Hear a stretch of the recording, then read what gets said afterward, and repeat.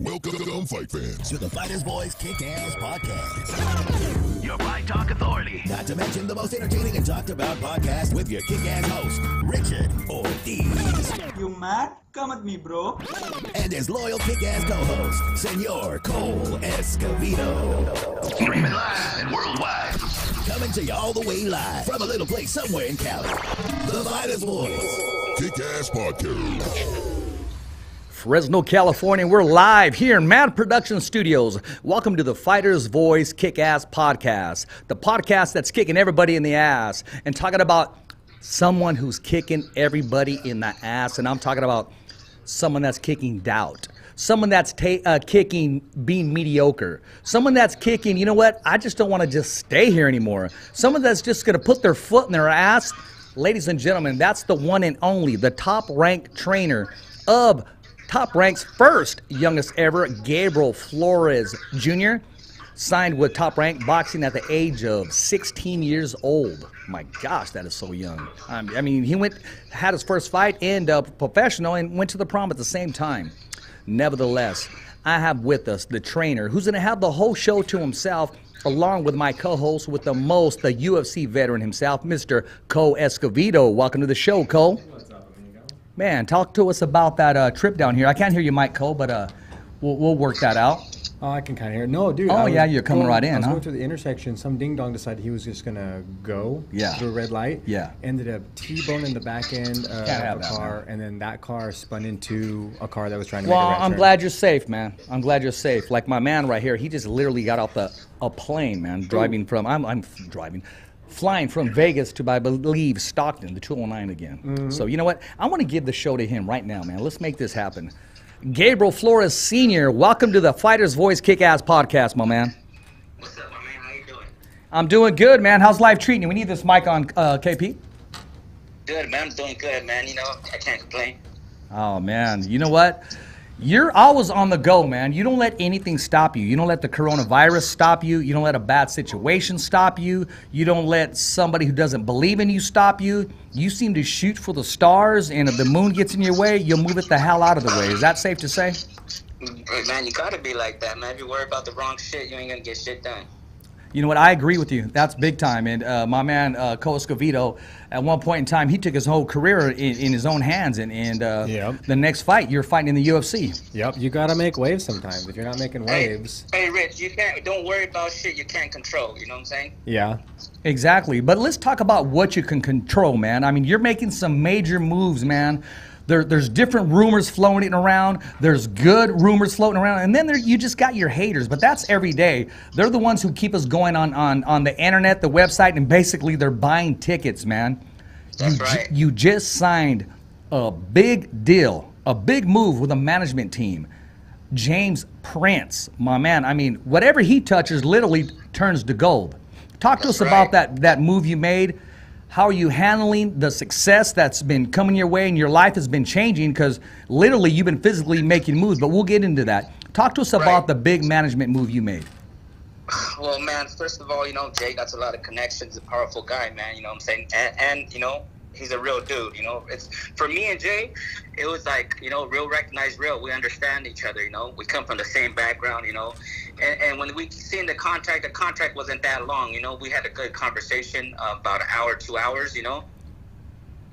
And he's a straight up, you know, he's a solid dude, man. We come, you know, we have a code that we both know, you know, street code. Like, he got his word, I got my word, you know what I'm saying? Like, I didn't have a contract with Rick, man, and we did our thing, you know. Rick got paid everything for everything he did. I mean, Rick's still on the team. We just added Jay, you know. With some more arsenal to our shit. So basically, we're talking about a high-powered offense, and now you just signed a franchise player, the player that's going to take you to that Super Bowl, the player that's not only going to take you to the Super Bowl, but win the Super Bowl, win multiple Super Bowls, different rings, Pro Bowls. Is that who we're talking about? I mean, somebody that's just a game changer. Right. No, you're right. 100% right. He worked with Floyd Mayweather, Andre Ward, you know, Roy Jones Jr. If Jay fucks with you, Jay don't fuck with just anybody, man. So it's a privilege. Hey, man, you know what? It has to be. I mean, I was reading in his bio, and you know what? If it doesn't stop. I mean, I mean, you know that from that movie, I mean, he literally still has his lunch money from the 3rd grade. He really does. And I'm not just saying it because, you know, that was a part in the movie. Somebody said that, but he literally does. Wow. I mean, that's the way he is. He knows where everything is lined up. He knows the proposals that are coming his way, and he's making big deals. And one of the big deals he made was including you. Talk to the viewers, the fans, and the followers. How did that conversation take place, man? Was it over a beer? Was it in the gym? No, You guys contacted each other, or he loved what you were doing? I've been talking to them for like a year, Antonio and Jay. You know, we met him in Corpus Christi about a year and a half ago, and we've been talking, and it was everything's timing, Rich. You know what I'm saying? If everything is timing, you know what I'm saying? Everything has its time, and it was time. You know, Junior stepping up for his first 10-rounder. We're getting closer to a world title shot, you know, and I think it was a perfect move. Well, you know what? Go ahead. The thing is this, look, for me, for my vision with Junior is for him to be a global star, not a local star, but a global star, and that's a step towards that, you know. And I have a big vision, you know what I'm saying? You know that, Rich. I talked to you for a little bit, you know what I'm saying? I have a big vision, and we had to put some hustle behind this fucking muscle now. Well, there it is there. Cole, listening to that fire in those moves that are being made, those are major moves. These are moves like when you play chess. Definitely not checkers or a coloring book. When you're hearing this, what are you feeling? It's clearly a long term. Absolutely right, 100%. It's fucking chess, not checkers, you know? All these guys, you know, they could think what they want to think, say what they want to say, hey, but our money just doubled. Yeah, it's definitely a long-term, big-picture goal. They're thinking about 5-6 years down the road, not 5-6 months down the road. They're trying to look at what's going to happen 5 years down the road for this kid and where they want him at that point. Yeah. Hey, we got big plans. This has a lot more than just a management thing. It's a lot more than just a signing. It's big mega fights. It's a brand. In the future. Promise. It's a new brand. Big mega fights. So watch out for that. Stay tuned, man. You already know. Well, you know what? I'm still excited. I'm still holding on to that Stockton arena, man. I mean, because when you and you know what? We had a beer over this. We had some lunch, and you said we passed by there, and you said, "Rich, check this out. This is the way it's going to go down." And everything you said, and then some, it happened. Down from like the convertible 64 that took him from the hotel to the auditorium, and Right. not only that, but Gabriel, when are we going to see you again? Because one, it was very successful. Two, Gabriel Jr. showed the world, I am who I say I am. And three, the ticket sales were through the roof. And I know you are a hands-on person. I know you were out there yourself marketing and solely responsible for a lot of those ticket sales. Hey, Rick. Yes. I mean, Rich. Yeah. I sold $100,000 in tickets in 7 days, and I'm not exaggerating one fucking penny. 7 days, 100 racks. That's a lot of tickets. That's a lot of fucking tickets. That is because we've been popping in Stockton since Junior was little. You know what I'm saying? People know me from my background, from, you know, crazy background, but you know, they like the story. They like Junior, you know. We're really from Stockton. You know, we really do this shit. Like the shit I say, that shit is real. It's not Mickey Mouse like these other cats, you know, talk this and talk that, and you know, with their little goofy swag. That shit is not us. We're real. You know what? And look, Junior will sell tickets, bro. You take Junior to Reno, he'll sell tickets. You take him anywhere, he's gonna sell tickets. Not a lot of fighters can say that. I mean, there's actually fighters talking shit right now about Junior. They want to fight Junior. I'm like, bro, you don't even make $5,000. How the fuck do you want to fight Junior? Junior's a 6-figure kid. If you're gonna fight Junior, you better bring at least 6 figures to the table. If not, I don't want to hear you talk, motherfucker. You don't even got 10 fights. Like, you know what I'm saying? I don't want to hear him. Like, you know what I'm saying? I don't want to hear none of those kids. Like, they're just sit down. kind of If wasting they're worried time. about their own career as much as they worried about us, they'd probably be pretty good. Man, I mean, you know what? When somebody passes by, Cole, you want a piece of them, or you just want a piece of what they have. Either you believe that you truly can compete, or I just want to catch some of that wave, some of that glitter, some of those, and I hate to use this word, Gabriel Sr., Cole, some of that leftovers. Because sometimes those plates, when you have that steak, and like people just get up and leave, there's still a big chunk of meat left. Exactly. Hey, check this out, Rich. This is the way it is. There's two type of people in this fucking world. If I pull up at a light and a Lamborghini pulls next to me, I'm going to be like, God damn, how do I get that? Let me talk to this motherfucker and see if he could shine a little light on me. And there's another person. Oh, fuck that dude. He's probably selling drugs. He's probably, you know, that motherfucker will never touch that Lambo. But the other dude will. Mm-hmm. The guy that's actually going to take a chance and pick his brain. Mindset, bro. It's mindset. Look at My Jay mic on? Prince. Jay Prince started from Rapper Lot Records. A little bit. It didn't matter where the fuck he started from because he has the mindset to win. That's all it takes. Timing. It could be fucking. You could be a golfer. Fucking. If you have that mindset, Rich. If I didn't do boxing, I'm still gonna make millions, bro. One way or the fucking other. Cole, you're listening to this right now, and this guy is just so focused and he is so determined, man. What's your take on this? First of all, Cole, I got to ask you, man, which one are you? Is this guy selling drugs, or how do I get a Lambo like that? Which guy are you, Cole? He's probably selling drugs, but I want to know his business strategy because he's got a Lambo. I don't care how he got it. He's whatever he's doing, I want his Lambo. It doesn't matter if he's selling drugs or not. I don't care what he's doing. He's got a Lambo. I don't. I want one. So you're listening to a father right now who's taken care of his son's career since day one. He wants him, and he's going to drive that Lambo, whatever it takes. He's making big moves right here. When you listen to that, where do you see this kid developing, and where do you see his progress taking him in a year from now? A household brand name sounds like what they're shooting for right now, and it seems like they've got the direction, the drive, and the focus, and they know where they need to get to. So. And the bottom line is the kid can fight. I mean, he's a performer. I mean, when all lights were on him, he took care of business. Which is key. Yeah, which is always key. Exactly. You still got to, you get the opportunity, you still got to deliver. Gabriel, let's talk to us real quick. And going into that dressing room, let's bring it back a little bit. Stockton, California. I mean, sold out there. Everybody was there to see Little G. That walk from the dressing room into the ring, what was his makeup like? I mean, how was he feeling? Because he definitely performed that night. Man, he was happy. He was really happy, man. He was like I think like one of the best things that happened to him in his life, man. All his people were there, they had pictures of his mom in the stands, the crowd was fucking loud. It was nuts, it was really loud. I mean, the commentator said it was louder than the MGM Grand with all those people, like, cause Stockton people are really passionate, Yeah. They love their city, man. And they rock. I mean, they rock with us hard. They do. So here's the question, man. When is it going to happen again? When are you coming back to Stockton? Is that in the future? Because if it's not broken, why do you fix that part of the sport? Right. No, I mean, we're just waiting for this fucking coronavirus to be over with, and we'll sit down and I guess talk to Bob and talk to Jay and see how we're going to work it, Exactly. So, you know what?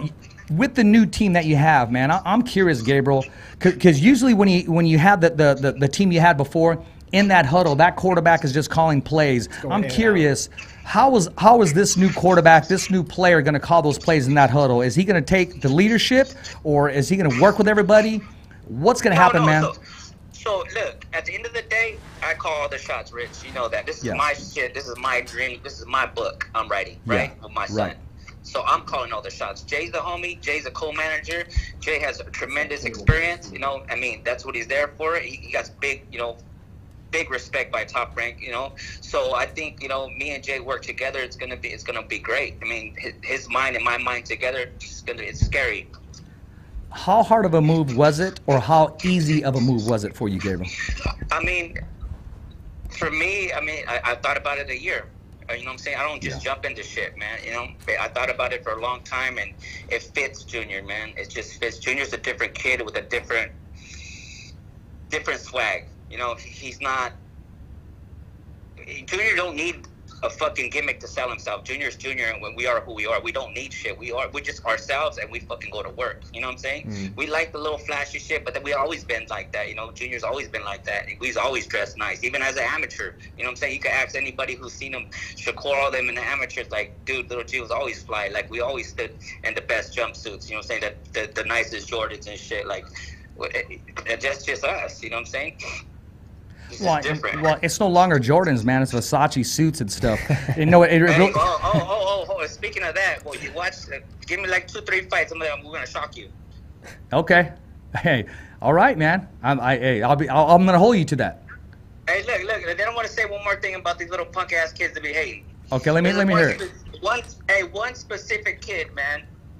Some kid from the East Coast, right? Okay. Talked a lot of shit about Junior. He wants to fight Junior with this and this and that and this and the third. We whooped his ass in the amateurs already. This motherfucker fights my uncle, the taco truck guy, and gets a draw. If you can't beat up the taco truck guy, don't fucking call Junior out. He wants some of them Jordans, man. He wants some of that Versace. Bro, But come on, that's why you don't talk shit, because then you look stupid. You got to draw with the fucking taco truck guy. Yeah, if Junior you're not don't have coming no with competitive W's, fights with nobody. We fuck everybody up. yeah, if you're not coming with W's, there's no end for them. There's no It's game. not Like close. The fights are not close. We're fucking people up. McGregor, Conor, and Mayweather. Do you think Mayweather would have taken the fight with Conor if Conor didn't have as much momentum and entertainment value behind him as it was? If he didn't, he would have said no. He wants some of Flores' marketability and some of that wave that's going right now. Yeah. So, Cole, you're listening to this, and you're 100% into marketing yourself. You're listening to this, and is it safe to say sky's the limit? Pretty much at this point. It sounds like they've already got, like I said, they're ahead of the game on this one. They have a good product, they have a division, they have a direction, they know where they want to put him, whereas opposed to just having a good fighter and not really knowing where you want him in 5 years. They know where they want him in 5 years, they know where they want him in 10 years. And like you said, it's not just limiting to boxing. Like they're going to create a brand out of him, probably clothing line, suits, things like that. Like they have a vision for creating a long-term brand, not just let's get you paid while you're boxing. It's let's get you paid while you're boxing and set up a future. And that's where they're looking at. Exactly. You know what? When you make those shirts, man, when you make those shirts and those hats and your whole team is there, who's going to be happy wearing those shirts and those hats? Is there going to be anybody does everybody still have the same job description? Is everybody still doing what they need to do, or is there different positions there, or is there different requirements now that you have a new manager? Well, I'll say new manager, a manager. Job. Everybody has the same position as before. We just added Jay. I mean, that's it, you know. But some people, I got different people taking pictures, different people taking video. I mean, somebody gets upset, I mean, they're welcome to leave anytime. But you know, this is our show. You know what I'm saying? This is our dream. This is our journey. You know what I'm saying? Well, you're making it happen, Gabriel. And that's right, and I am gonna make it happen, Rich, man. I don't mean to sound cocky, but this is what I do. You know what I'm saying? I fucking win. You know what I'm saying? In every fucking way. If this shit is premeditated. I didn't just do this shit. I thought about this shit. I've been thinking about this shit for years, Rich. You know what I'm saying? I told you about the Stockton Arena, how it was gonna go down. It went down like that. And I'm gonna tell you right now, Gabriel will be world champion within 18 months. Hey, man, you heard it from the man himself. Mark your calendar. Yeah, definitely mark your calendar. Gabriel, I want to mark that shit down right now. Mark that shit down. I'm gonna write it down right now. Hold on a second. Hey, then the next Stockton Arena shit's gonna be nice too, man. I'll get you guys ringside seats right there, chilling in front, man. I like that. There you are, man. I like ringside. There you are. Well, I want to work the event, so I'll take wherever they put me to work, man. I want to cover that stuff, but heck yeah. And then look, I got another little message to these guys, like these fighters, man. Hey, you guys need to be positive. All this shit that happens is law of attraction, bro. You think negative, you're gonna be fucked up. You got fucked up people around you, goofy motherfuckers that just talk shit on social media all day. You're gonna fucking lose. Guarantee. You know how many motherfuckers we got like that around us, Rich? 0. Because I get rid of them fucking punks. Like, I get rid of that shit. That shit is weak. Talking about another man on fucking social media. That's not a man. That's a fucking fag. You know what I'm saying? You don't do that. Tell him to his face. Yeah, you know, hey, if you got a difference with somebody, let's talk it out. Don't block me or say some other stuff or. That shit is goofy. Hey, that shit is corny as shit. You know what I'm saying? I want to fight this guy. Bitch, you got 2 fights. How the fuck you want to fight Lomachenko? Shut your ass up. Like, that's dumb. That's barking, man. If we want to fight somebody, it's because we're able to fight the motherfucker and we're gonna fight him. You know what I'm saying? Well, who does Gabriel want to fight, Gabriel?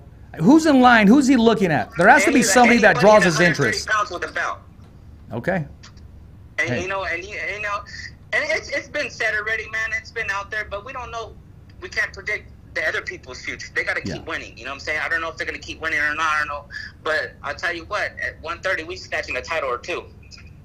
I don't know how long the kid could hold 130 because we're gonna shoot up to lightweight, you know, here soon. But we want to snatch a title at 130 for sure. So you got a plan. You got a plan laid out since day one. Right, and you know what? I'm gonna say something too. There's no hard feelings. I know ill will towards nobody. Okay. This is boxing, man. You know what I'm saying? But we need that strap. Nothing personal, man. It's all business. It ain't personal, but we need that strap. You know what I'm saying?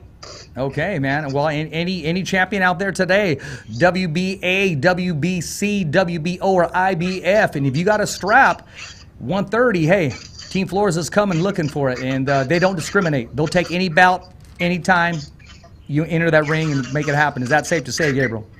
That's right. We're ready, man. We're ready. We're putting it. Hey, man, this training camp is crazy right now. Rich, we're fucking training at 10,000 feet elevation. You know what I'm saying? You want to see a brand new little G. You thought that little fucker was good now? Watch him now.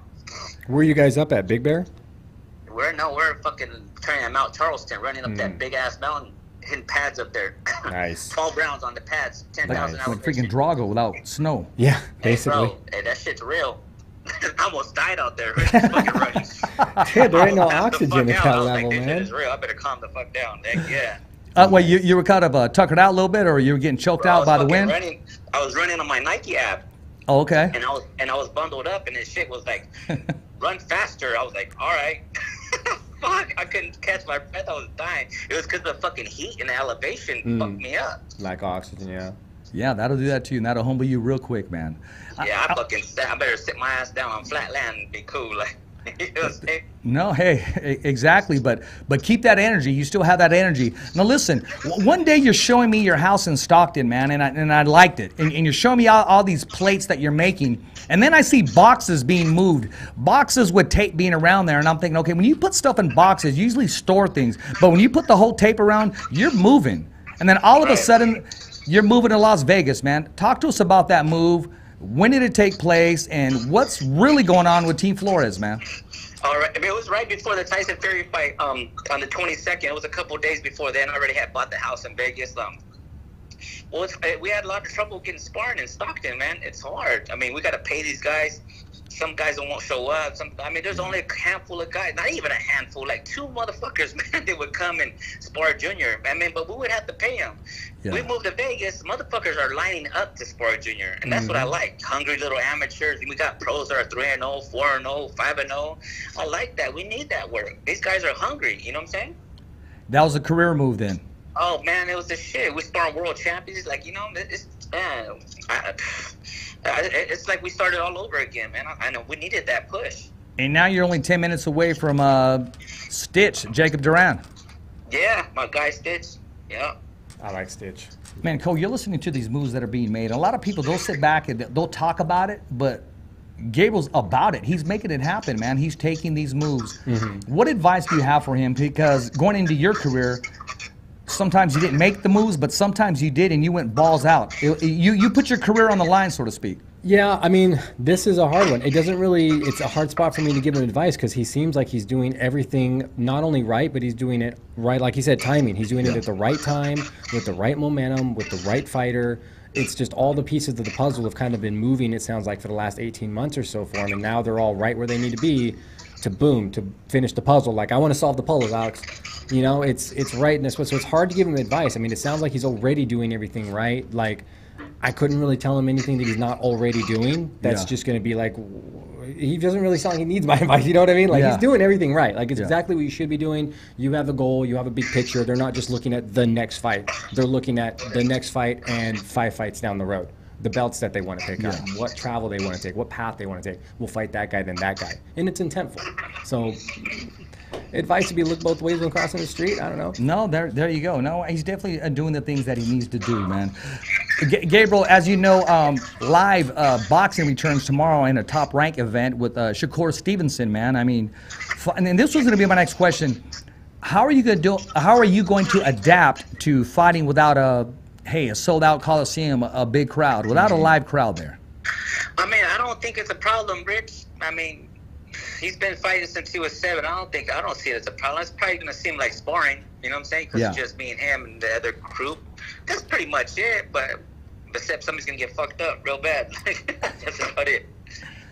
Man, you know what? How's Gabriel dealing with everything? How's he dealing with the move? Because I know he was really involved in the community with Stockton. You know, even talking to the kids. Kids looked up to him. People out there, adults, and now his permanent residency is Las Vegas. How is he adapting? Man, it's not a change at all in that sense, Rich. He's back after this fight. He's back in Stockton, you know, with his people. I mean, anytime the school wants him to show up, he'll show up. Anybody needs us, we're here for them. Like, they know that. I mean, that's just some we're on some training shit over there. We just got to train over there, Rich. I mean, but Stockton's always going to be our home. We always coming in with that 209 flag for sure.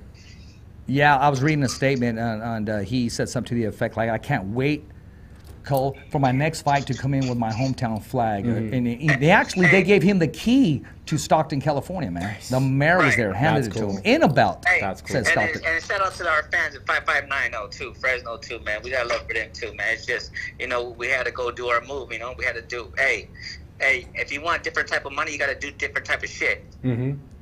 Cole, I guess we're moving to Vegas, man. Hey, be comfortable or grow. You can't do both.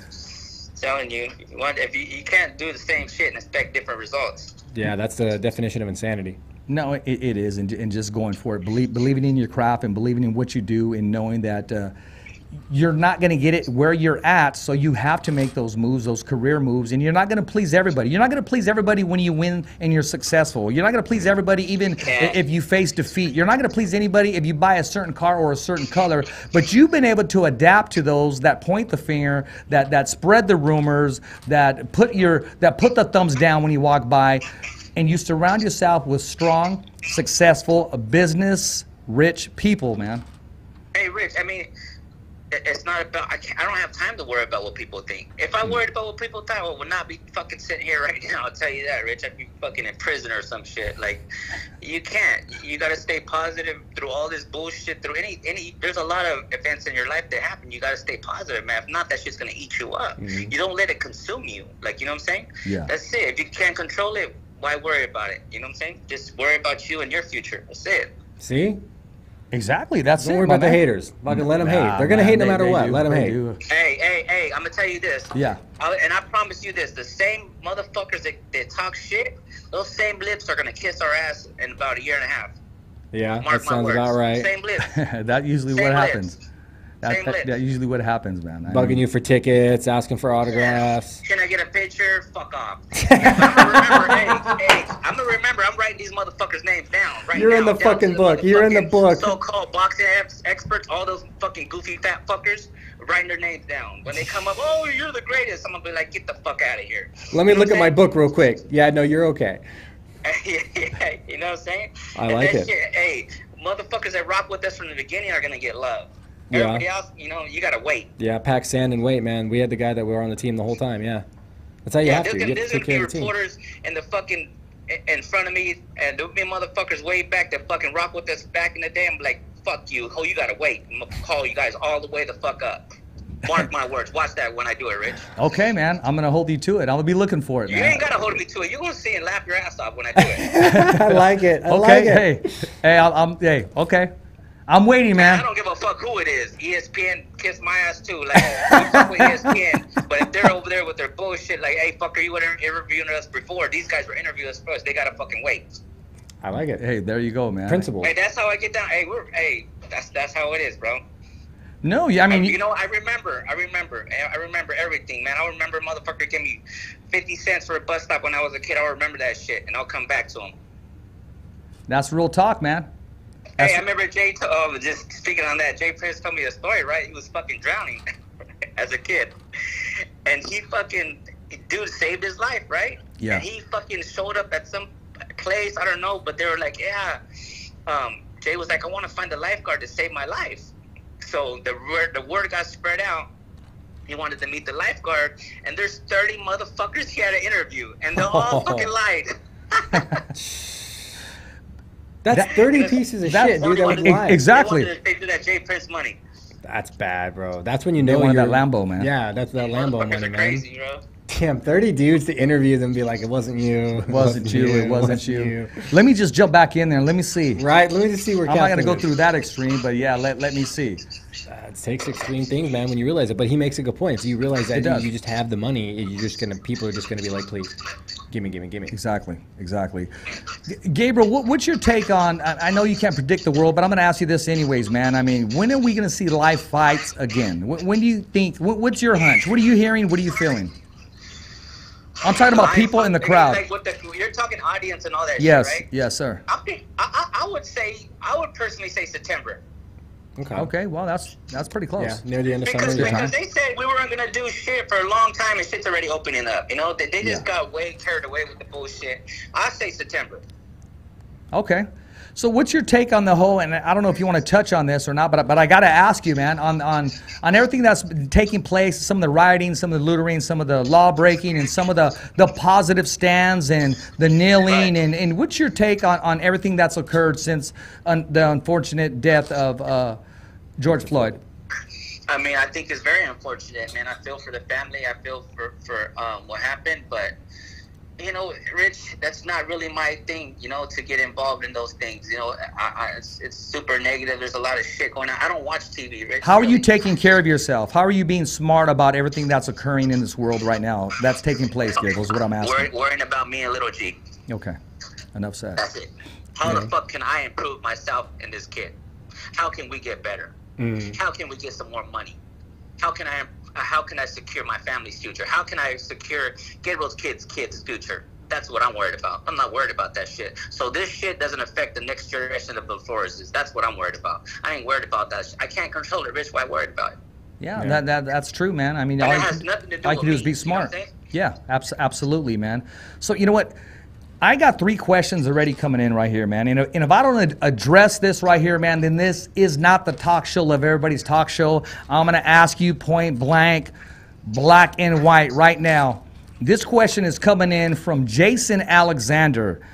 Ask Gabriel, I want to know if he can hint, how did that conversation go when you talked to your longtime friend, your longtime associate, your longtime business partner, Rick Meridian? How did that conversation take place, and what was it like? What do you mean? When we first met? No, when you let him know that, hey, we're making a move and we're moving forward. The addition to the team is what I'm asking. I mean, at first he didn't kind of get it. You know, I think he kind of disagreed, but the more I talked to him for like an hour, explained things to him, that he got it. Rick's understanding. He's a smart individual, you know, and he understands I have a big vision for my son, you know, global vision, you know, and that was it. I mean, he got it. I mean, nothing changed with Rick. Rick's still on the team. That's my boy still. I got love for Rick. Little G loves Rick. I mean, the only thing is Jay's, you know, a part of the team now. That's about it. I mean, everybody takes shit out of proportion and blows it up bigger than what it is, you know. But, you know, that's how people are, you know. And I heard the Central Valley was really upset, too, you know. I heard about people talking shit. I mean, you know what, though? To them, if they're listening, just kiss my ass. I don't give a fuck what you think. You know what I'm saying? We're going to do our shit. You know, and I guarantee you, all the people talking shit don't got one signed fighter, not one. See, if they worried about themselves, they'd probably be in a better position. Yeah, spending too much time and energy worrying about other people's shit. Exactly. I'm gonna go eat this fucking lobster right now. You know what I'm saying? I'm all right. Exactly. And I'm pretty sure I'm not gonna be thinking about them. Exactly. Here's one. I thought it was the same question, but it's from a principal, Prince Marshall. He asked, how did you and Rick ever meet? Did you guys play basketball together, or did you guys play poker together, or how did you guys meet? No, we got into it on social media. Actually, well, you know that story, Rich. Actually, I don't. I've heard different things, but I've never really heard the whole how it went down. I know. Okay, all right. I'll tell you. You shared a little bit with me, but we were both drinking that day. So I was on social media one day, and somebody said something about Little G's the truth. He's about 15 years old. Yeah. This and that. And I'm like, yeah, well, thanks. And then I think Rick jumps in and is like, how is he the truth if I don't know who he is? And I was like, oh, shit. It's over right there. You know what I'm saying? That's my son. So we started going at it and shit back and forth. And then he called me, and then we met up, man. And, I mean, Rick is a smart dude, man. He's hella cool. I mean, and we hit it off, man, and we made a deal. And that was it. The rest was history. You know, he told me about the Stockton Arena and what he could do, and with Topic and all that shit. And I was like, bet. You know, we never signed a contract, but I paid Rick every fucking dollar I ever owed him. Because, you know what, at the end of the day, we got that code. You know what I'm saying? Yeah. That's the code I'm talking about with me and Jay. Like, I talked to Jay for about an hour and a half, 2 hours, and I didn't even have to look at the contract. I did look at the contract, but you could just tell when somebody's real. You know what I'm saying? Yeah. Jay is a different type of dude. Like, he don't need to fucking get over on nobody. You know what I'm saying?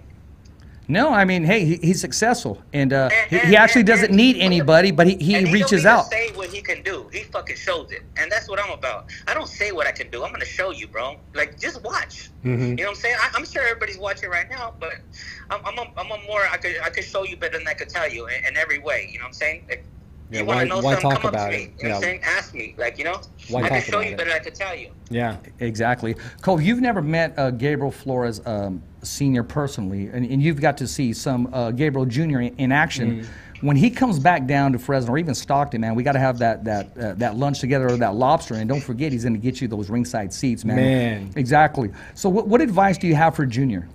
Realistically, the only advice I could give somebody in Junior's position would just keep listening to the plan. Keep trusting the plan. Keep trusting what Dad's trying to do. it's all been working so far. So far, it doesn't sound like he's had any reason to second guess everything that Senior's been doing. He knows what he wants. He clearly knows he's talented. He knows he's talented, and he's making sure to not just get by on that. Like, it seems like he's like, they're up 10,000 feet. It seems like Junior's not just trying to take natural talent and be like, oh, I'm the best. It's, I got lucky and got natural talent, and now I'm going to that puts me into position to earn as much as I can, and they all see that. So I would just say keep doing what you're doing. Keep trusting the program. Everyone's got a plan for you. You're surrounded by the right people. Just stay on that path. Like, don't let anyone talk you into anything different. You're doing it right where you need to go. And what about, it's always hard when dad tells you, because you know that father and son relationship, but they've been doing it forever, and you got some instance where it doesn't work, but it seems to be working correctly so far. Yeah, we've seen a couple father-son combo scenarios where, like, with the Olympic team and this and that, and then there's some where it's just like, wow, where's the blame? This sounds like from the get-go it was, I'm dad first, and every decision I make for you, everything I do for you is going to be to get you to where you need to be. Like he said, secure his kids' future. So as long as he trusts dad, it sounds like he's trusted him since day one. As long as he stays with that, he's going to be in the right place. It just sounds like it's like, dude, I got you. This wasn't like, how do I worry about your career making this money? It's, how do I get you to where you need to be in the future? Exactly. Hey, Gabriel, I got to ask you, man, on a different note, man. What have you splurged on lately? What have you gotten that has nothing to do with boxing, nothing to do with eating, because you're turning into a chef too, just like Rick. I've noticed that. Hold on. Before we get to that, let me touch on that topic you guys are just talking about. Okay. Look, I'm gonna let you guys know something. Like, I'm gonna let you guys learn a little secret. Everybody with these boxing teams, a little secret, right? Okay. If you guys worry about the fighter more than your fucking pride, or what people are going to think about you, or if you can't do the job, like some trainers, you know, I can't take the kid to the next level, let me call another trainer in. But there's too much pride to do that. You know what I'm saying? Yeah. I can't do this management job. I can't do it, so let me bring another guy in. That never happens because of pride, Rich. You know what I'm saying? And it's not about the kid. When you put the kid first and your ego to the side, everything works perfect, bro. That's what we're about. Everybody, the cameraman, the video guy, I mean, everybody it's about Junior, bro. And when it's like that, shit, it works perfectly. And you can't lose like that. No. If there was another motherfucker that could train my son better, Rich, I promise to God he'd be sitting right here. But there's not. You know what I'm saying? There's not. The IQ, I mean, the things that Junior knows, his footwork, his counter punching, I mean, that shit's a little bit too much. Junior end up teaching the fucking trainer, you know? I'm just keeping it real. No, I can sometimes see that happen. Hey, I was the fucking I was one of the coaches in USA in Russia for the USA team, and I seen some terrible shit. Like, you know what I'm saying? Gabriel never went to the fucking Colorado Springs because of that shit. You know, those motherfuckers can't. Some of them can't teach a dog to sit. It's fucking bad. You know what I'm saying? It is. And that's what I'm saying. Some of these trainers, you like your kid, he's talented, and you feel like he can't go to the next level.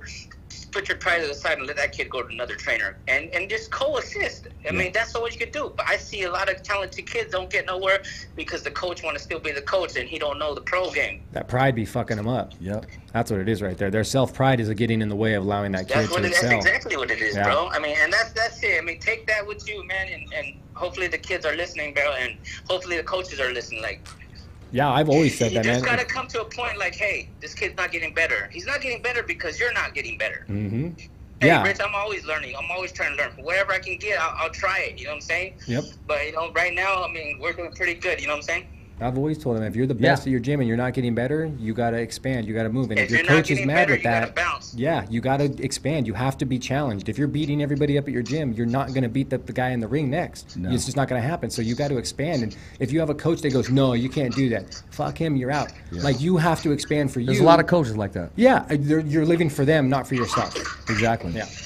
Exactly. I'm sorry, Rich. Now we could jump to your question. Now, I just want you to know, say, look, I might sound crazy sometimes, man, but I tell the truth, bro. And the shit I'm spitting to you guys right now and to these kids, that shit's for them. Like, you know, for them so they could progress, bro. Like, I'm not a greedy person with my information, bro. If they wanna learn something, they wanna know something, ask me.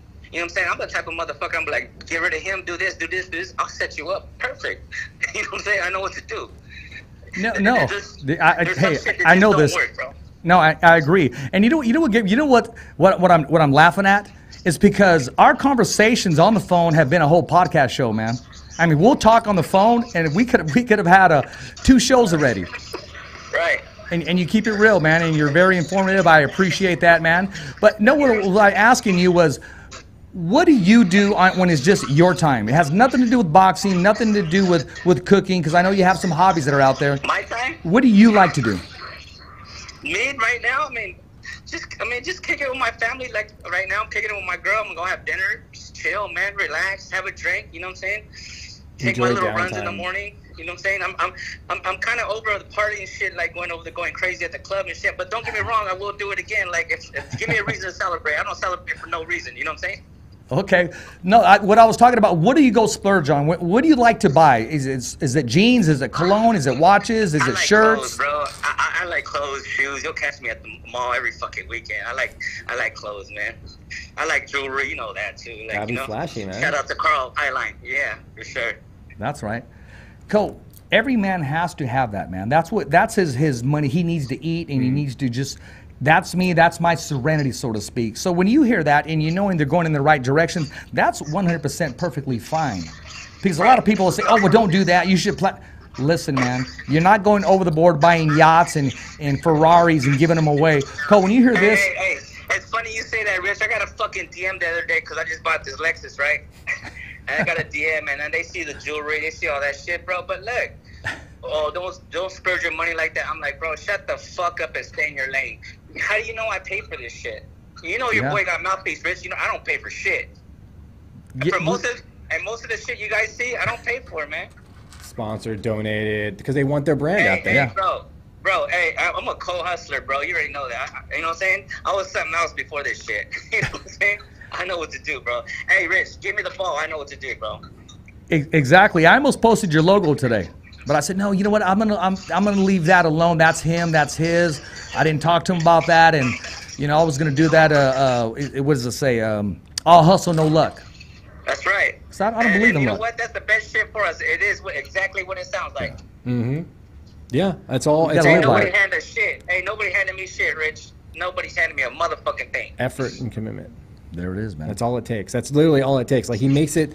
Hey, he just makes it so intense. Focus, bro. Quit worried about the stupid shit. See? Yeah, focus. That's all it takes. If I could tell young kids today, I would say just listen to him. Quit talking about another man. Yeah. There you are. Exactly. Dumbass. You know what I'm saying? Dumbass. Come on, bro. Quit talking about another dude. Go to work. I love it. Gabriel is definitely wound up, but when you meet him, I mean, he has a side to him that he's relaxed. He's really calm and collective, and he'll even let you get close to his line. Just don't cross it. Yeah, that's just the whole thing, and that's safe to say with any man. But that's a man that's solo. But when you have a responsibility and you have a whole team and your whole identity, a whole brand, and of course your son is involved, your hair starts to stand up. Hey, you know what it is too, Rich? It's not that I get wound up. I'm passionate. This is what I do, and I know I'm gonna kill it. Passion. It's passion and, like I said, commitment, effort. Hey, bro. If this was chess, I'd be fucking yelling checkmate already, bro. I'm killing these boys. We're gonna kill these boys. Hey, man, if we were running I'm a race, excited. I'd be lapping your ass right now. You know what I'm saying? And how old is Junior? Is he 19? He's just turned 20. Dude can't even drink yet. No, bro.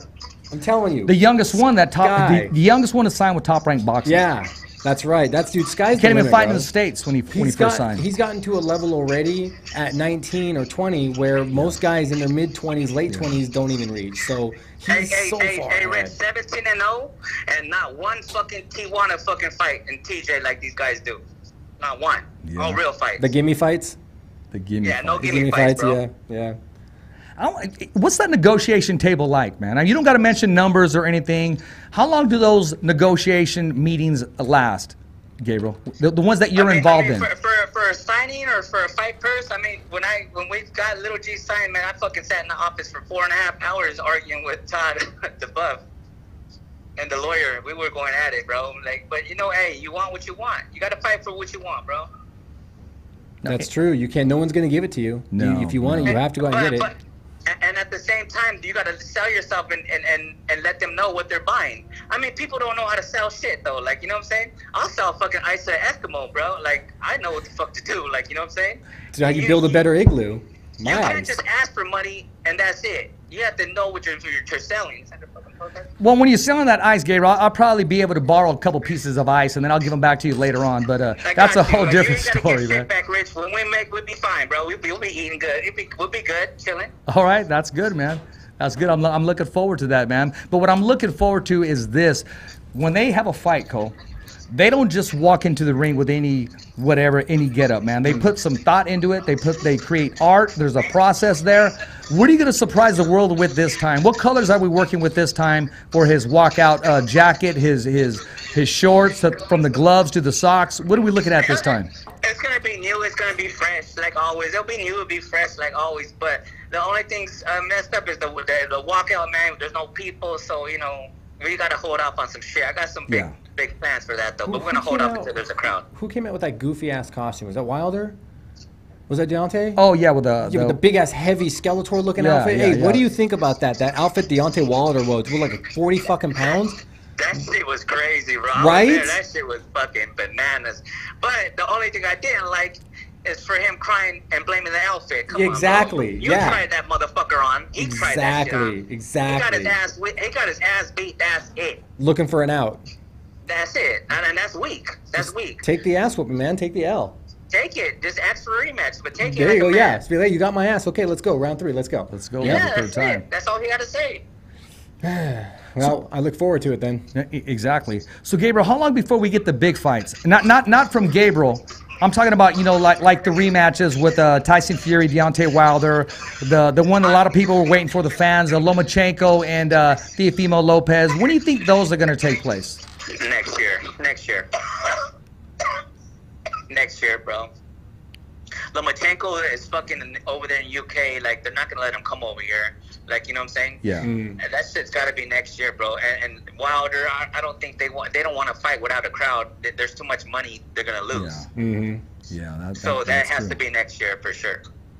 That's true, man. So who gets the phone calls? Is it you, Gabriel? Who do they contact first? Of course, it's you. Are you the one initially actually getting the phone call, said, hey, we want this for Gabriel, or how does this opponent sound, or hey, are you available for this month, this time? I get the call. I get the call. Now, how does that conversation take place between you and Junior? Hey, son, what do you think about this? Or is there ever, let me ask you this, is there ever a call that Junior doesn't need to know about because you made a father and a professional career decision, like we're not even going to mess with that?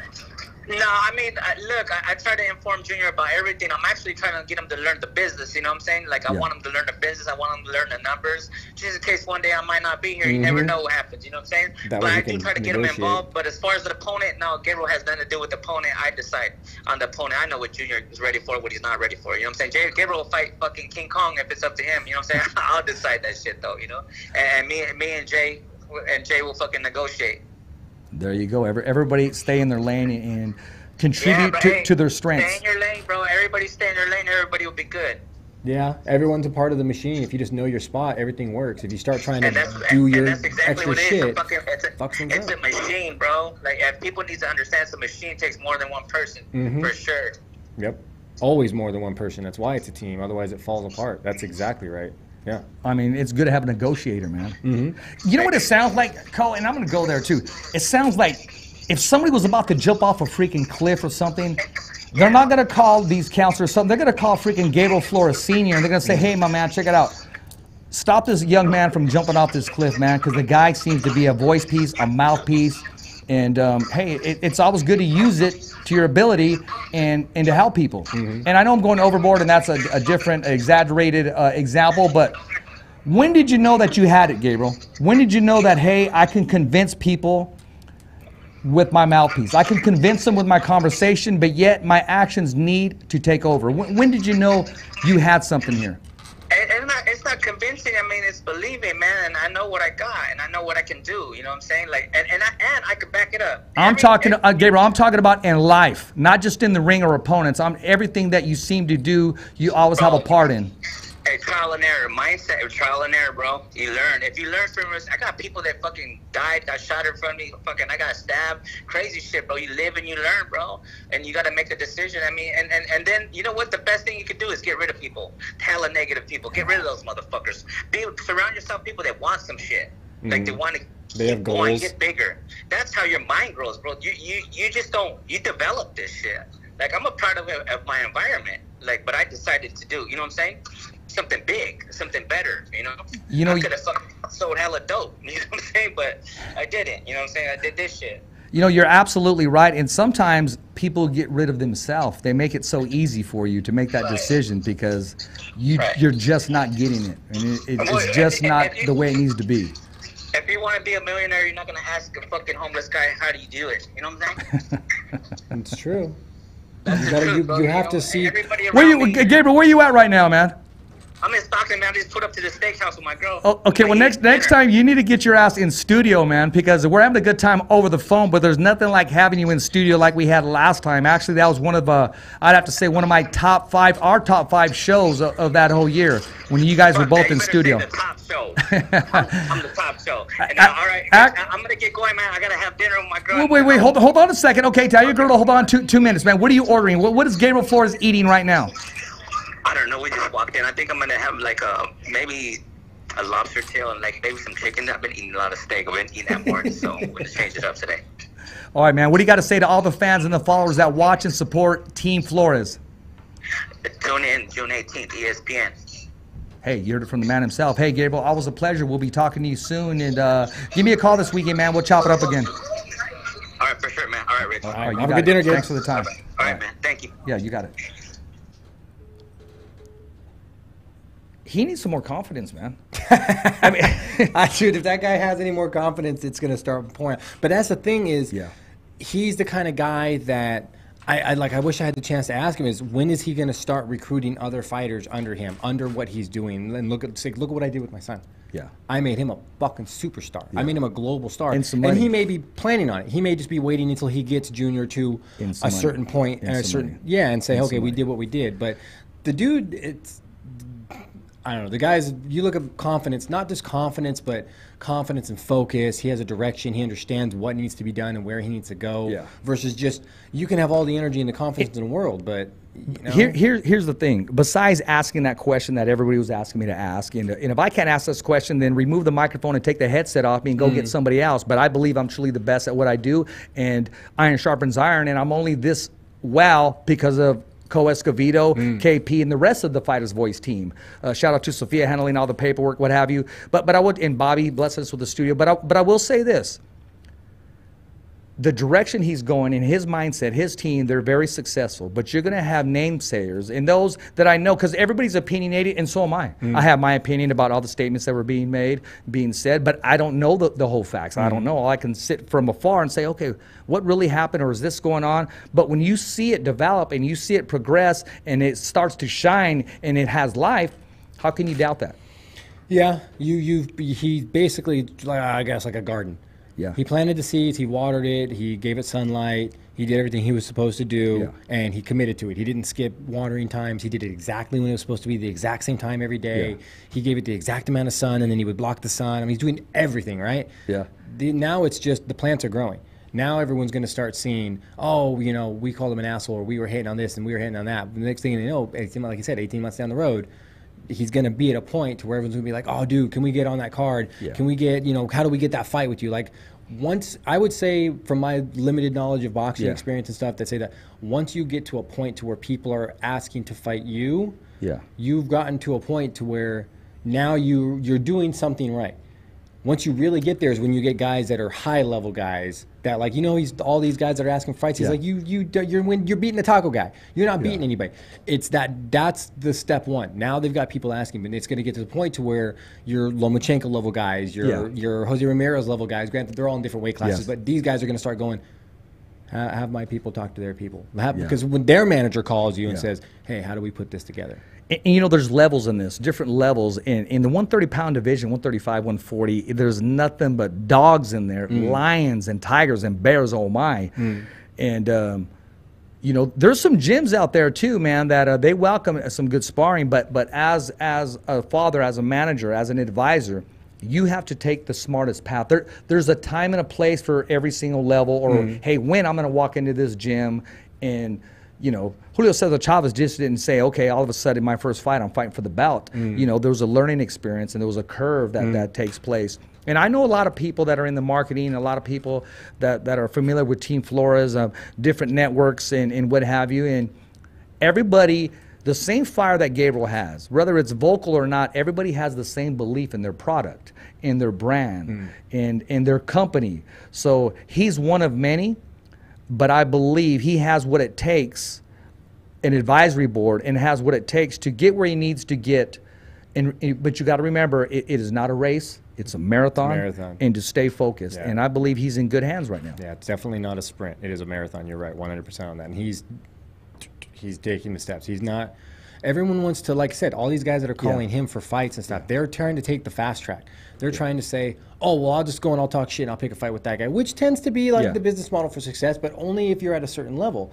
Like we were talking about McGregor and Mayweather. Yeah. There's no way that if Conor didn't have the type of star power that he was having at the time, Mayweather would have been like, why? No. You're nobody. You haven't even had a fucking boxing fight. Yeah. But because Conor had such star power at that point, it made entertainment sense. I'm glad you brought that up. Shout out for Floyd Mayweather again, taking care of the funeral expenses for Floyd. Just taking the headache away from the family, man, because there's a lot, and I can tell you firsthand, there's a lot of mixed emotions there, man. There's hurt, there's pain, there's anger, there's numbness. And for somebody to say, okay, I'm going to take care of this part of it, it relieves you of a lot of stress and a lot of suicidal thoughts, a lot of thoughts that where you're just so angry and you want to do things without thinking. And what upsets me, man, is he's getting a lot of flack for that. People are saying, oh, okay, you're doing this. Okay, if he doesn't do it, then, hey, why didn't you pay for it? You have all this money. You're never going to make people happy, man. They're not going to be satisfied. If you give them $1, they want to. Yeah, I mean, and I imagine those people that are giving him negative criticism on it, like you said, it's a catch-22. You either do nothing and they give you shit for it, or you do it.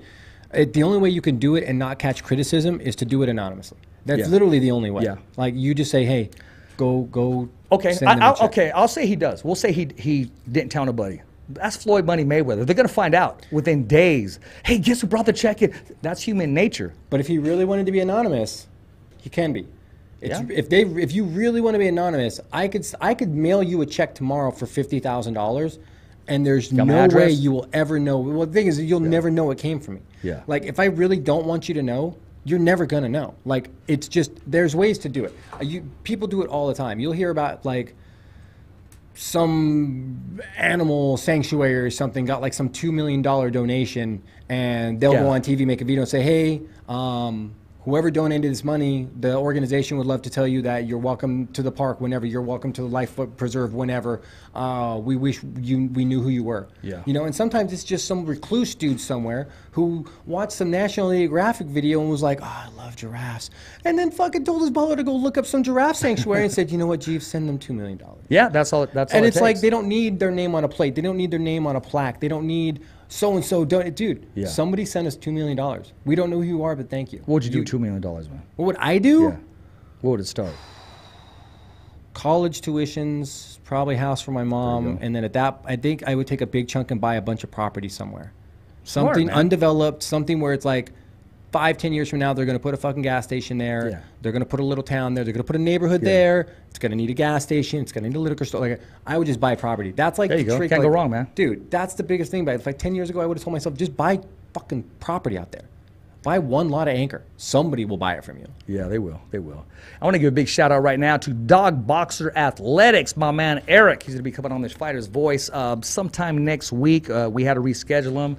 He had to take care of some commitments, man. Graduation, you know, I believe his daughter was graduating. I don't know the whole facts, but Tuesday on the Fighter's Voice, we have Mikey Garcia. And I know, Top Rank Boxing is fighting Tuesday, so we're probably going to negotiate the time, see if we can move it to a special time and start at 5 o'clock, 5 to 6. Wednesday, my man, that's going to be all you. I'm going to be going in and getting my knee done. So, man, it's the Escovedo Soul Train, Train all day long, man. Guys. Yes. Okay, well, we'll be doing some fun stuff. We'll obviously have a UFC 250 review that night then. Yeah. Possibly, I think the mic went off real quick. Possibly that Wednesday and that Tuesday coming right around the corner, man. So that's going to be all you. You have some fun. You held it down before. Shoot. Do a great job. It's funner with two people. I don't have I anyone know to it argue is. with, but it's doable. I Yeah. think I can manage. Yeah. A little bit. I think I can manage. No, man, I appreciate you stepping up, grabbing the plate, and rocking with it. So everybody in the UFC fans, my mic's just a little down, just a little bit. They got to see UFC take place, MMA, with no audiences. I believe we've had 3 events already. Yep. So for boxing, the long-awaited is tomorrow. Top-ranked boxing, as you can see, making it happen. Shakur Stevenson will be headlining that event, and live boxing again without an audience. Where's that? Is that the Stockton No, event that Gabriel's at? no. This will be in Las Vegas. Okay, cool. Well, yeah, dude. Then there's when's the boxing event? Friday? No, tomorrow. Oh, tomorrow. Okay, so Yeah. Thursday. Okay, on Yes. Thursday night they're gonna throw it. That's Yes, interesting. and then next Tuesday as well. Where are they gonna throw it at? I believe they'll be in Vegas for a couple of events. Is it gonna be at the Apex Center?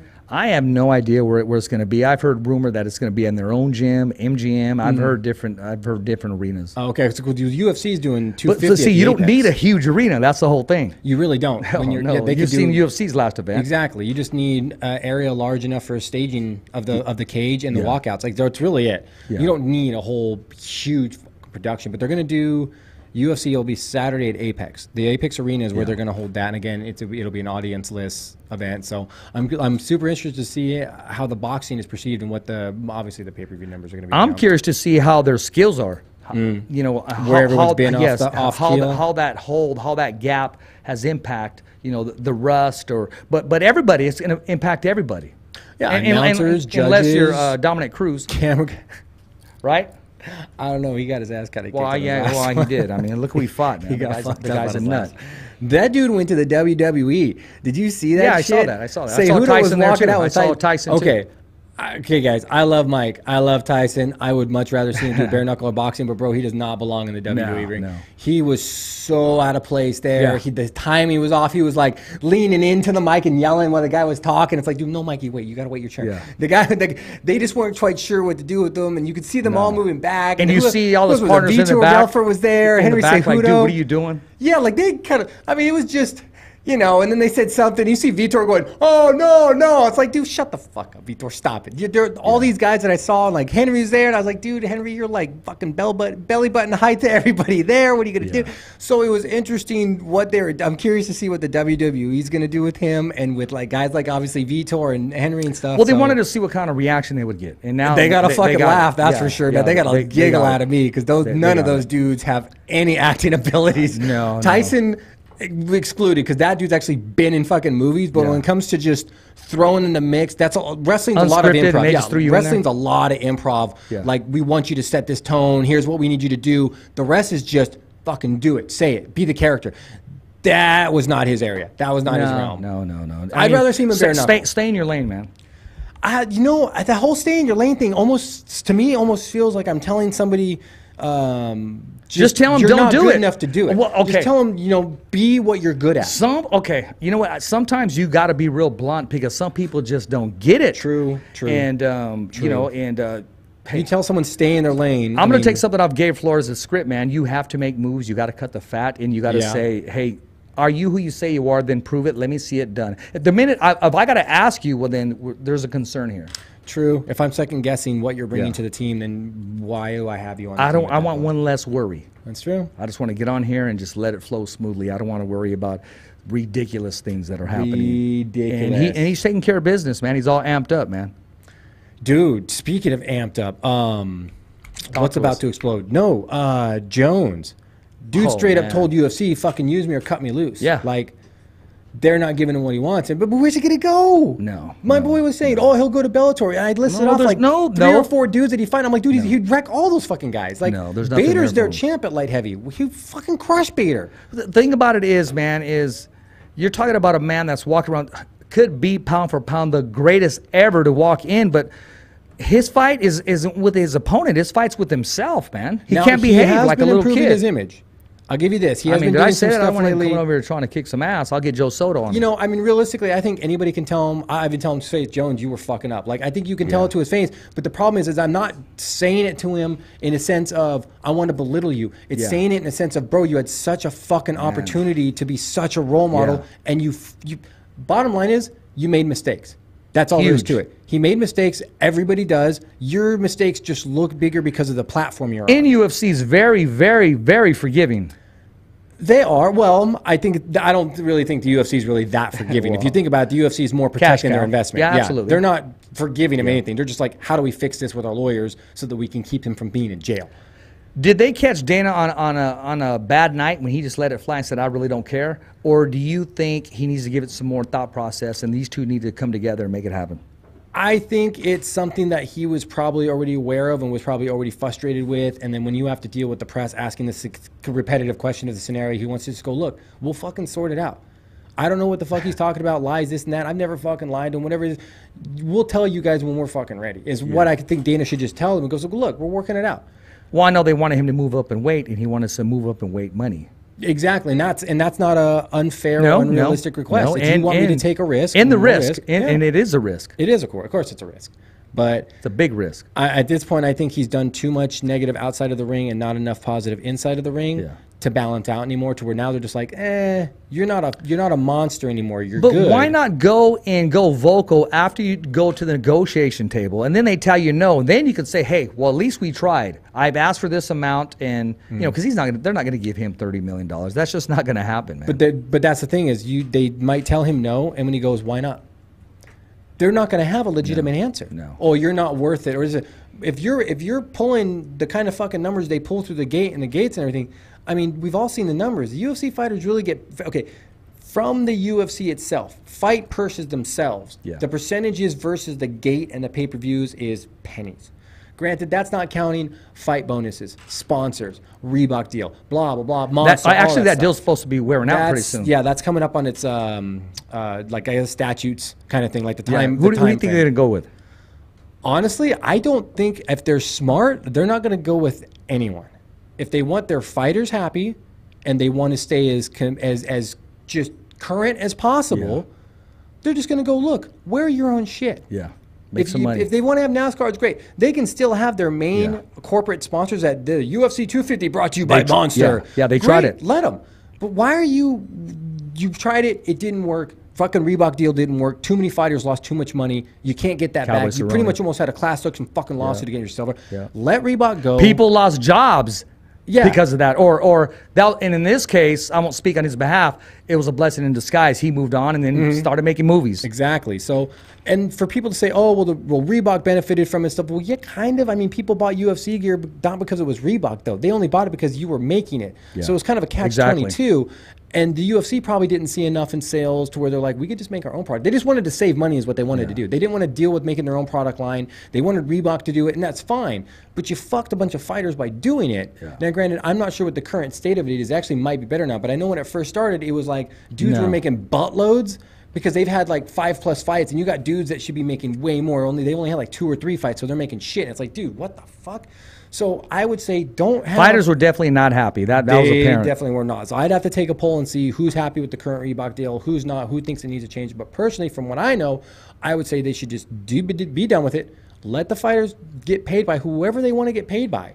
If it violates your FCC rules or something, like you can't promote drugs, you can't promote alcohol, whatever, things like that, cool, keep those restrictions and whatever policies you have, but just let them go out and get sponsors. If they can't go out and get enough sponsors to make the kind of money that they could have been getting from Reebok, then them and their management team need to do a better job of branding and marketing themselves as a fighter. They need to be doing more. Like the allow them to make a living. True, but then you get the flip side of that coin. Yeah. Okay, the Reebok deal was all pre-COVID shit.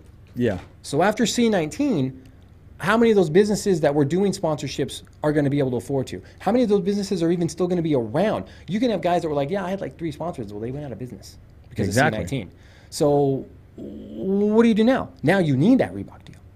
So it's a UFC's in a very unique spot. They're going to be exactly. They're going to be in a position to where they can now tell their fighters, look, we can offer you a consistent sponsor. Yeah. It may not be as much as you might get, but it's like car dealing.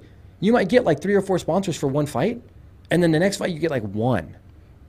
When in reality is the Reebok thing might have paid you more than that one sponsor might have paid you. Yeah, but the Reebok deal might prevent you from having had those 6 sponsors pay you 10 times as much. So it's a real there's a balancing act here, and again, that's just one more thing. Like there needs to be a fighters union so that they can kind of have some more control. I think that's long. I think that's long overdue, man. I mean, Way- football has it, baseball has it, basketball, overdue. everybody has it. They need it, and these are the guys taking punches, and their career is not as long as the football player, baseball, basketball, etc. I mean, realistically, if you really want to see a change in like MMA, purses, UFC purses, I can tell you how to do it. No one's gonna like it. Let me hear it, man. Okay. The top fighters, your top UFC fighters, Yeah. your top Bellator fighters, you all need to risk breach of contract, and you all need to just refuse to fight. If they just say nope until you pay us what we're worth, at the end of the day, Mike went Boycott. out. At the end of the day, they boycott it. What are the fight promoters going to do? Your whole fucking business model is based on a product that now will Football not held perform. out, baseball held out. Exactly. They've had football strikes. They've had baseball strikes. Why not? I mean, It just comes now, down granted, to the money, because they were money. able to hold out because like this virus, it's not affecting all the fighters. I mean, they're losing activity, but a lot of them, they're doing fine. Their bank account's great. Some are, yeah, but those are the guys that were getting paid well beforehand Yeah. too. You get a lot of the guys that are on the lower tiers, and they're getting 1-2 fights a year maybe because they're on the roster because they're not really known yet. Where does it leave those guys? Those guys are working. They have to go get 9-to-5 jobs and stuff. Yeah. So I'm just saying, the top tier guys are getting the money they want though. That's the thing. Some of them are, some of them aren't. They are. So They they are. don't really- It's that risk. It's that risk. Hey, I do want to give a shout out to Robert Garcia's Boxing Academy. My gosh, iron sharpens iron. There's not dogs in there, bro. There's freaking mountain lions Monsters. in there, man. There is. There's cucuys in there, bro. There's cucuys in there, bro. Literally. When you walk in there, man, you better have your balls in your hand, your mouthpiece ready, and Robert controls all that, bro. There's monsters in there. Iron sharpens iron, man. He doesn't have room in there for dull knives. No, he don't. He There's don't. no room. No, no. If there's a dull knife in that No. gym, it's because Gabriel brought it so that he can sharpen it. Fucking end of story. Oh, there you go, man. If you don't have the same skill level as everybody in there, yeah. it's because he brought you in on purpose Yep. to make you better because he saw something that said, Yeah. hold on, get that kid, let him come in, we'll make him this. And that's what I was going to ask him is, when are you going to start, just bringing guys in, having full camps for them, bringing Yeah. them in, making them part of the team, growing them up. Well, right now his focus on, I'm talking about Is on back to Junior, Gabriel yeah. Senior. He's focused on himself. He made some big moves, signed with the management. James Prince, who's very successful. He doesn't just sign anything. One thing I did want to add too, but it is what it is. He is the first Mexican to be signed with James Prince. Nice. Yeah, That's yeah. a big statement right Oh, there. it is a big statement. It's I believe in what you're doing, and also I was first to sign with Top Rank, and now I'm the first Mexican American to sign with your company, organization, management company, man. Believe in the product. Oh, you do, man. Say, hey, do we have anything before we lift off, man? Real quick, guys, don't forget UFC 250 is going to be live from the Apex Center in Las Vegas. It's Nunes is headlining it. Cody Garbrandt's back against Rafael Asuano. You got Alex Caraceres on it. You got local fighter Alex Perez. Yes. He's going to be on there Bro. making his return. He's fighting Man, Juicy or he's the Fournier. goods, man. We got to He get is. him in here because we actually had him in studio, but we didn't. We just Yeah, kind he of was- borrowed he him. was- We just kind of borrowed his ass. Yeah, we kind of borrowed him. We'll get him up after Yeah. we get this fight, but he'll Yeah. be fighting this weekend. So remember, guys, you want to support locals. There is a local fighting this weekend. He's fighting out of Lemoore, guys. So remember, he's going to be on the card this weekend. We'll have our picks before the fight on weekend. Yeah. I've already kind of been looking at them, and then we'll go over it again next week, guys. Other than that, it's just that. Enjoy your retirement, Mkaya. Takei Mizugaki just retired. Announced his UFC fighter announced his retirement. Dude fucked my ass up. He beat me up, man. But anyway, he's retiring official, so he's going to move on to something different. I saw his Commentating or manager- something, or what do you think? I'm not sure. His manager didn't really give too many hints on it. Yeah. He just kind of posted it up there, letting the fans Threw it up know, there, huh? hey, he's retiring, he's done, he's move on, and wish him the best. So I'm not sure what Takei is going to move on to yet, but I mean, I'll just have to hit him up and be like, hey, what's up, killer? So, but he is going to move on. So enjoy it, man. Retirement. Everyone seems to be retiring lately. I don't know why. Yeah. Hey, and a big shout out to, I don't like using the word former because we never use former when we say a Marine. The heavyweight champion of the world, Andy Ruiz Jr., thank you for sharing the fighter's voice, that segment on your story. I mean, it really helps out. The man has 1.6 million followers, and he put that clip on there where he's talking about the fighter's voice, getting his opportunity, sharing the news with the world, and he broke it here on the fighter's voice, and he shared it today. So, Thank you, appreciate that, man. Appreciate we that, really yeah. do. And big shout out to Ernie Hymas. We'll be sitting down talking business, Fresno promoter, and he got some great ideas. Something to go along with, even though there's not going to be an audience, he's still going to make it happen. And that's what I'm talking about, people reinventing themselves and embracing the situation instead of always me making it happen, man. And that's, hey, big shout out to my dude right there. Again, Tuesday, Mikey Garcia, my man, 4-time division world champion, to be on the Fighter's Voice Knockout podcast. We'll probably have a different special time. We'll probably negotiate with KP and see if we can have him on at 5 p.m. so we can catch Top Rank Boxing live again in Las Vegas, Nevada. Big shout out to Lee Samuel, Brad Jacobs, Evan Korn, and the rest of the Christina Potcher and the rest of the Top Rank family, ESPN2, Timothy Bradley, et cetera, et cetera. As always, Rich Ortiz, your host of the Fighter's Voice. Remember, every fighter has a voice, and so do you. It's a wrap. Fresno, California. Thumbs up for Richie. Okay, fight fans, it's not goodbye, but until next week. Remember. It's always voiceography at its finest. So on behalf of Richard Ortiz, Cole Escovedo, the special guests, and all the crew right here at the Kick-Ass Podcast, saying I'm Bob Arum. and always thanks for listening.